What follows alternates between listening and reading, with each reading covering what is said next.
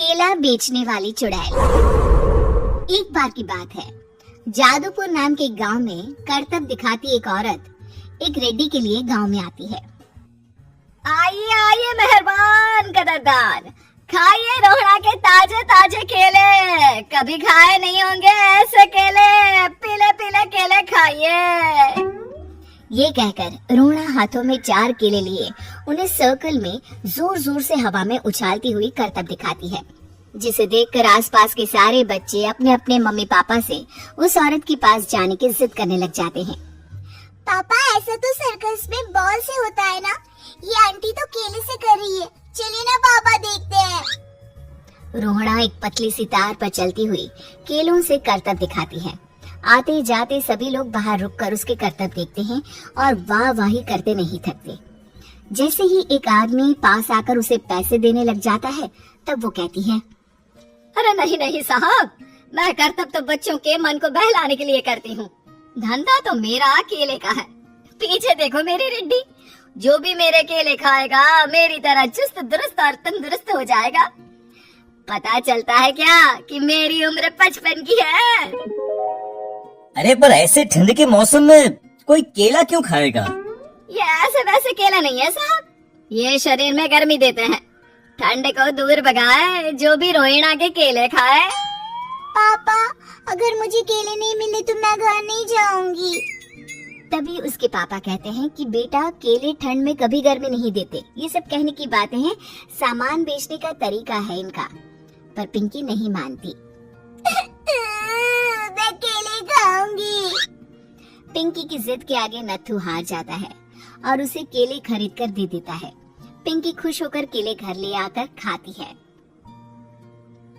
अब मैं भी करतब करूंगी, कितना मजा आएगा, जादुई केले।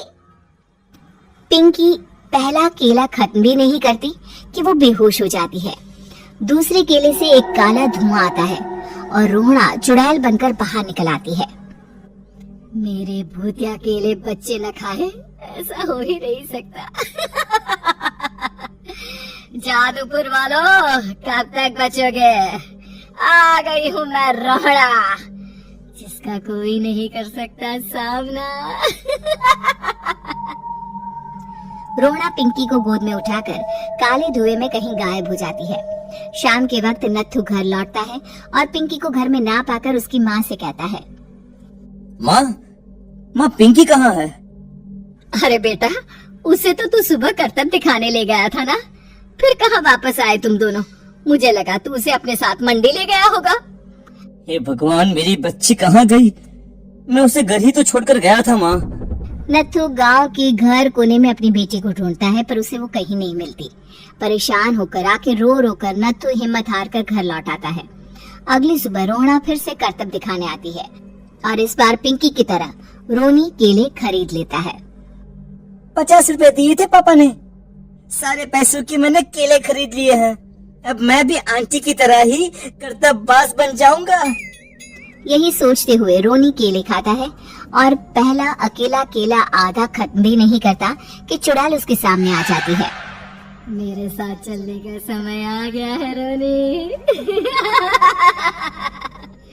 ये तो बस शुरुआत है, अब इस गांव के सारे बच्चे धीरे धीरे मेरे कब्जे में होंगे, एक बच्चा भी नहीं बचेगा। ये कहकर रोना रोनी को गोद में लेकर काले धुएं में अदृश्य हो जाती है। इसके बाद हर रोज गांव में से कोई ना कोई बच्चा गायब होता, पर ऐसा क्यों हो रहा है किसी को भी समझ में नहीं आ पा रहा था। रोज की तरह अपनी बेटी पिंकी की तलाश में नत्थू गांव के एक तालाब के पास बैठा रो रहा था। कहाँ गई मेरी पिंकी? शकुंतला के जाने के बाद एक वही तो मेरा सहारा थी। अरे उसकी आत्मा कोस रही होगी मुझे कि मैं अपनी बच्ची को संभाल भी नहीं पाया।